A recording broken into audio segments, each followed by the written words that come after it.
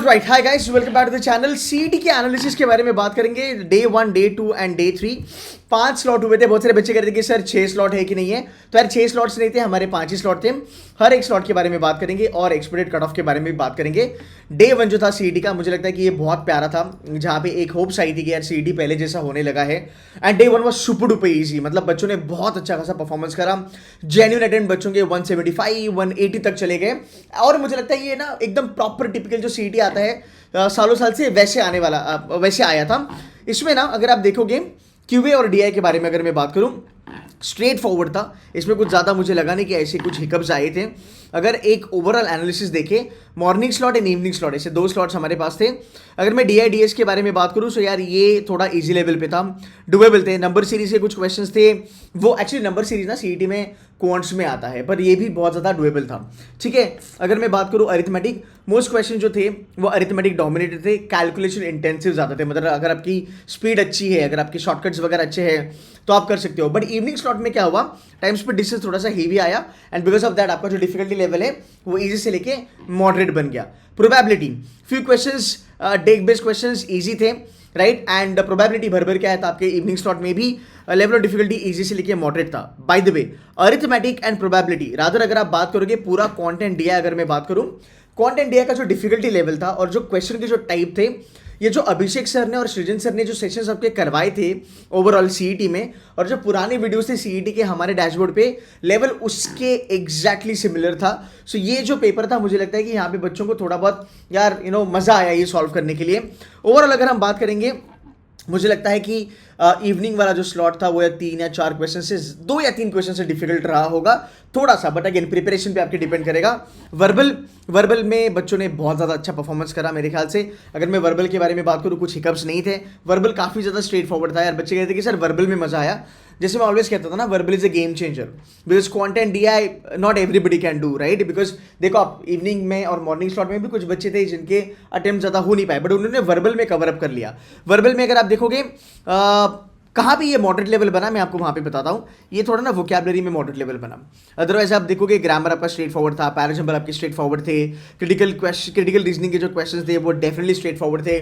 जो भी assumption, conclusion तुम्हारा, अगर मैं बात करूँ आर्ग्यूमेंट्स वाले क्वेश्चन थे, पूरे के पूरे फॉर्मूला ओरिएंटेड थे। तो जो मैंने फॉर्मूलाज बताए थे आपको डैशबोर्ड में, वीडियोस में, नेगेशन वगैरह 17 रूल जो है कोर्स ऑफ एक्शन के, वो ही काम आए। सो यहाँ पे बच्चों का थोड़ा सा बढ़ गया।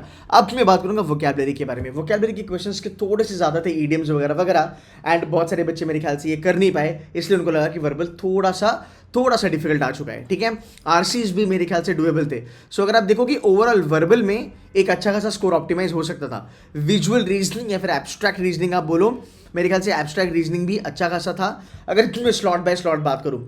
And then comes logical reasoning. Logical reasoning में अनबिलीवेबल था कि पजल्स ईजी आ गए, स्केड्यूलिंग वाला पजल लीज आ गया। मॉर्निंग स्लॉट में अरेंजमेंट्स आए थे, सिलोजिज्म थोड़े से मॉडरेट लेवल थे तुम्हारी मॉर्निंग स्लॉट में। इवनिंग में वो थोड़े से मॉडरेट लेवल पे, इजी टू मॉडरेट लेवल पे चले गए। कोडिंग डिकोडिंग इजी था, बाकी जो तुम्हारा ब्लड रिलेशंस वगैरह वगैरह था वो मोस्टली आपका डुएबल था। सो इन एंड ऑल अगर आप देखते हो, आपका जो स्लॉट 1 था वो definitely easy to moderate level पे मैं रख सकता हूँ, बट यहाँ पे बच्चों के अटेम्प्ट्स खतरनाक लेवल पे गए थे। ये पेपर होने के बाद बच्चों ने कहा कि सर हमारा जेबी का जो कट ऑफ है वो 155 160 तक जा सकते हैं। सो यहाँ पे जो था, यहाँ पे कट ऑफ बहुत ज्यादा बढ़ने के चांसेस थे। तो overall slot 1 was super duper doable. फिर आया भाई तुम्हारा day 2। Day 2 was absolutely horrible. मतलब मैं जब इसका रिव्यू सुना, मेरे भी बच्चे गए थे। मैं डे 2 के बारे में ज़्यादा बात नहीं करूँगा, बट मैं एक ही कहूँगा, it is an absolutely injustice है भाई, है ना। जो 2 स्लॉट थे यार, ओवरऑल एक बताता हूँ, कैट के क्वेश्चंस, जैट के क्वेश्चंस आपके कॉपी बेस्ड थे, है ना। मतलब उस लेवल की डिफिकल्टी लेवल आई थी, राइट। यहाँ पे एक बच्चा था, उसने मुझे कहा कि जो हमारी पुरानी हैंडआउट्स थी, जो कंटेंट हमने कैट के लिए यूज़ करा था, वो कंटेंट बहुत ज़्यादा काम आया। इसमें मेरे ख्याल से एक आरसी था, आई फॉरगॉट, उसने मुझे बताया था कि एक आरसी जो था वो डैशबोर्ड पे मेरे ख्याल से 2021 में मैंने वो आरसी करवाया था, वो आरसी एग्जैक्टली आया था एंड उससे थोड़ा बहुत हेल्प हुआ। But anyway, keeping that thing aside, आपका लेवल ऑफ डिफिकल्टी क्या बढ़ा यार। मतलब आपने सरप्राइजेस डाल दिए, नो DI DS, स्लॉट 1 में, मतलब डे 2 स्लॉट 1 में, एंड 3 DI के सेट आए थे आपके मॉडरेट लेवल के, आपका जो इवनिंग वाला स्लॉट था, ठीक है। एंड अगर आप कोई भी बात करें, अगर आप बात करो algebra, geometry, arithmetic, number system, ये पूरा क्वांट हेवी हो गया था। क्वांट्स के मेरे ख्याल से बहुत ज़्यादा क्वेश्चंस आना चालू हो गया था, even modern maths for that matter. So यहाँ पे अगर मैं बात करूँ, क्वांट्स तो एकदम अलग लेवल पे था। अगर मैं बात करूँ तुम्हारा लेवल पे, वर्बल एबिलिटी के लेवल पे, ग्रामर गायब हो गया, वोकैबुलरी खतरनाक आ गया, वोकैबुलरी कुछ 27-28 क्वेश्चन आ गए इडियम्स वगैरह पकड़ के। आरसी का लेवल ही अलग चल रहा है। पैराजम्बल यहाँ पे आप कर सकते थे, क्लोज टेस्ट वगैरह भी आप यहाँ पे कर सकते थे। आगे चलेंगे, एब्स्ट्रैक्ट रीजनिंग यहाँ पे थोड़ा सा सूदिंग था, मतलब एब्स्ट्रैक्ट रीजनिंग में शायद से आपके थोड़े बहुत क्वेश्चंस निकल सकते थे, बट यहाँ पे अगर आप देखोगे, यहाँ पे भी उन्होंने कुछ वियर्ड चीज़ें करी थी जो पैटर्न वगैरह नहीं थे, तो न्यू पैटर्न के क्वेश्चंस भी यहाँ पे आए थे, जिसकी वजह से ये टाइम कंज्यूमिंग बना, ये लेंदी बना। बट अगर मैं बात करूँ लॉजिकल रीजनिंग के बारे में, सो लॉजिकल रीजनिंग में CR was doable, assumption assertion वगैरह के क्वेश्चंस लोगों के बन रहे थे, कैट लेवल के पजल्स आ रहे थे भाई, कोडिंग डिकोडिंग वगैरह ईजी था, तुम्हारा डायरेक्शन वगैरह ईजी था। सो यहाँ पे अगर आप देखोगे ना, आपका जो डे 2 था, डे 2 में बच्चों के जेन्युइन अटेम्प्ट क्या रहे, अगर आप देखोगे डे 2 पे बच्चों के जेन्युइन अटेम्प्ट रहे 90 से लेके 100 क्वेश्चन तक। इसी में बच्चे खुश हो गए कि बिकॉज यार ऑनेस्टली ये पेपर अलग लेवल पे था, मतलब इट इज़ नॉट एक्सपेक्टेड। मुझे लगता है पर्सनली, मेरा ओपिनियन है कि जमनालाल बजाज ने अपनी खुद की एक एग्जाम टेस्ट कवर करनी चाहिए, है ना। आप लोग यहाँ पे कमेंट करके बताओ, will reach out to Jamnalal Bajaj के जो डायरेक्टर सर है, और हम कहेंगे सर इतना बड़ा इंस्टीट्यूशन है, CET के जो उटपटांग चीज़ें होती है ना, उससे बच्चों का नुकसान हो जाता है। बट अगेन अगर आप देखो डे 2 पे क्या 30-40 हज़ार बच्चों ने एग्जाम दी होगी, 50,000 बच्चों ने एग्जाम दी होगी, बट यार ये अनएक्सपेक्टेड था। और पता है इसमें सबसे बड़ा पंगा पता है क्या हुआ गाइज, इसमें आता है भाई तुम्हारा साइकोलॉजी इम्पैक्ट। बिकॉज तुम्हारा जब डे 1 हुआ था, डे 1 जब 9th को हुआ था, तब पेपर पता चला कि यार बहुत ईजी है। So everybody got little bit relax कि नहीं यार पेपर तो ईजी है, हो जाएगा, चलो CET थोड़ा बहुत सुधर गया, कुछ होप्स थे, बट यार ये अलग लेवल पे चला गया, ठीक है। वो चीज़ें ना एज अ फैकल्टी मैं अप्रिशिएट नहीं करता हूँ, ठीक है।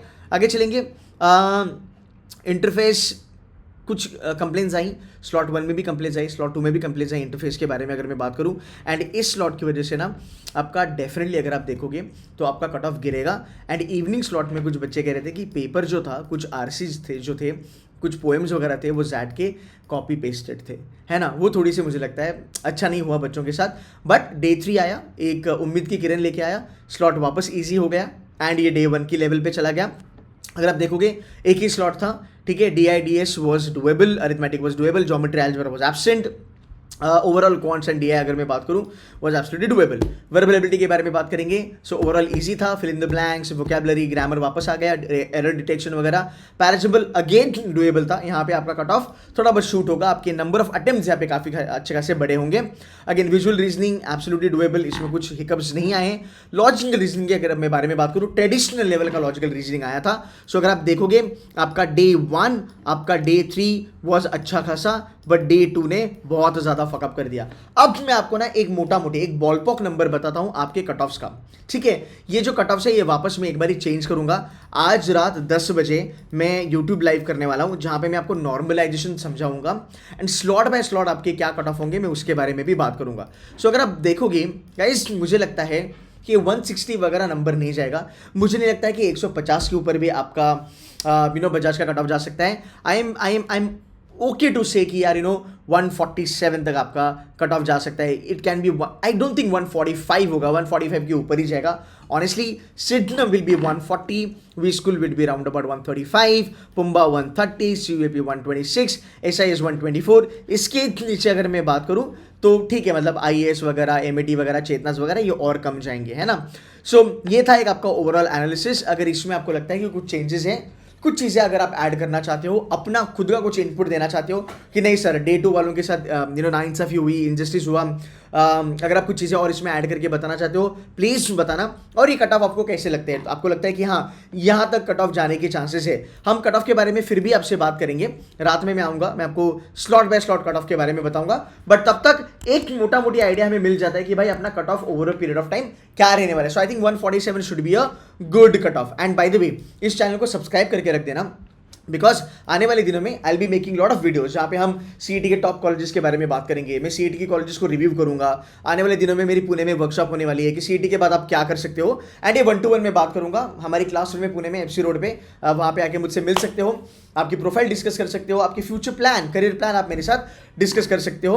इस सैटरडे को वो वर्कशॉप होने वाली है अराउंड अबाउट 6 बजे, 6 से लेकर 8 बजे तक वो वर्कशॉप होगी। अगर आप आना चाहते हो आप बिंदास आ सकते हो, not a problem. So subscribe to the channel and CET के बारे में जो भी चीज़ें आएगी मैं आपको अपडेट करते रहूंगा। Guys I hope video help किया, आई होप एनालिसिस हेल्प किया।